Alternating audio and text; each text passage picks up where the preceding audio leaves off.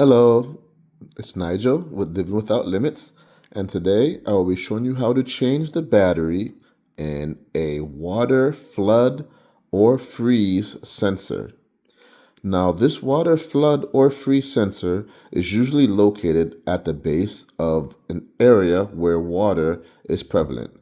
So that could be at your toilet, it could be at the base of your washing machine, or even in your kitchen sink. What it does is it detects when there has been a flood or when water has been leaking excessively or is freezing. Now, to change the battery, you're going to need a Phillips head screwdriver.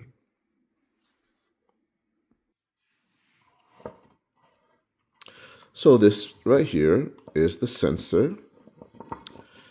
This is where the water and the flood and the freezing is detected. This usually goes to the base of the toilet. And this will stick on the wall somewhere near this part right here. This actually sends the signal to the panel that there has been a flood or something is frozen. To change the battery, you're going to have to lift up this cap.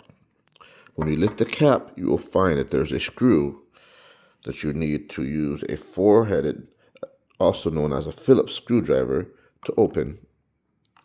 So you pull the Phillips screwdriver in, and you turn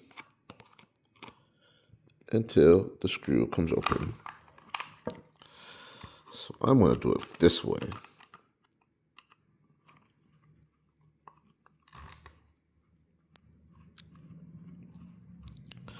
Once you turn the screw, you notice that the back part loosens up and opens. Now this is where the battery is located. Now this is not a AA or a AAA battery. This is the CR123A battery. The same battery that's used in the motion detector and also the same battery that's used. No, this is not using the carbon monoxide in the smoke detector. This is the battery that's used in the smoke detector. You place the battery. Look for your positive and your negative. You'll see here, plus, minus. So this is the positive, and this is the minus. So it will go in this way.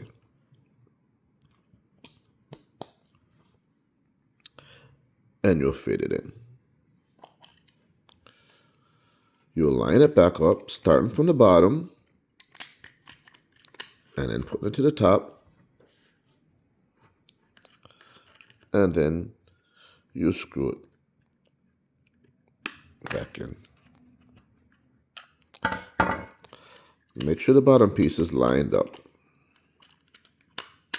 It can be tricky sometimes. So you'll make sure you have the bottom piece in. And there you go. And then you screw it back in.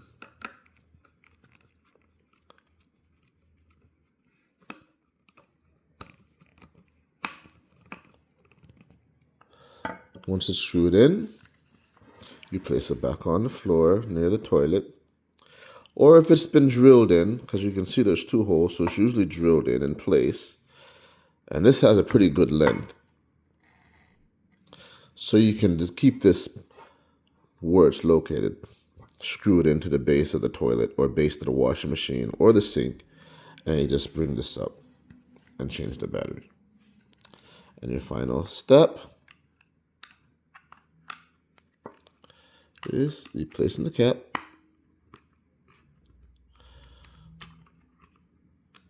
Bottom first. Press softly and you'll hear a snap. And this light will flicker and turn green, and you know that you've changed the battery. And that is how you change the battery in the water flood sensor.